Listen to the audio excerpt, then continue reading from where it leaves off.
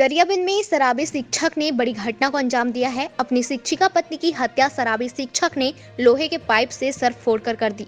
पत्नी का कसूर सिर्फ इतना था कि उसने शिक्षक को शराब पीने से मना किया था। घटना गरियाबंद के मजार काटा गांव की है। यहां के रहने वाले डोमन ध्रुव इंदा गांव में तो उनकी पत्नी मीना ध्रुव गजईपुरी गांव में शिक्षक शिक्षिका थे।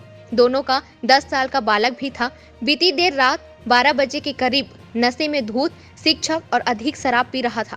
शिक्षिका ने जब शराब पीने से मना किया तो लोहे के पाइप से उसने अपनी पत्नी के सर फोड़कर हत्या कर दी। घटना उसके मासूम बालक पर क्या असर होगा यह भी नहीं सोचा। घटना के बाद शराबी शिक्षक खुद थाने पहुंच गया और कहा, मुझे गिरफ्तार कर लो, मैंने अपनी पत्नी का हत्या कर दिया है।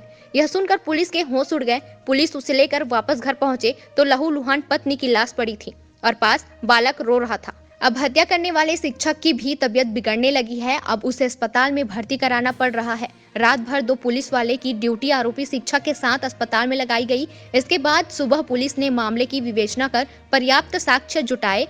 घटना के बाद बड़ा सवाल यह है कि बच्चों को अच्छे संस्कार देने की जिम्मेदारी जिन शिक्षक पर होती है, अगर वही इस कदर नशा करेंगे तो आने वाली पीढ़ी कैसे संस्कारवान बनेगी। वहाँ मोर भतीजी घर हरे। हाँ दोनों जन मास्टर इन दमान भी मास्टर है। हाँ बेटी भी मास्टर है जैसे। हाँ और दमाद है बेटी ला राड में मार दे। फिर कैसे हुई मारे को? मारे के बाद वो घटना का पाए कैसे झगड़ा हुई तो नहीं जानो। हाँ दमाद है बेटी के मर्डर करे है। काबर? अब काबर करे है तो वही बताही। हाँ उसे कोई झगड़ा वगड़ा हमें जानो नहीं। मैं ओकर चाचा हरों। मोर बड़े भैया है यहाँ रहा है वही है। का करते दोनों जन मास्टरीन है।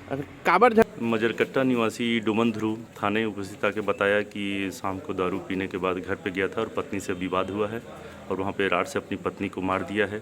इसके तस्दीक के तो थाना टीम के साथ वहाँ पे गया, देखे घर पे देखे तो उसकी पत्नी खून से लथपथ पड़ी हुई थी और जो मर चुकी थी।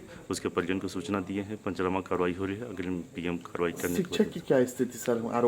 आरोपी खुद आके बताया है और वो पुलिस के कस्टडी में है। अग्रिम वैधानिक कार्रवाई की जा रही है।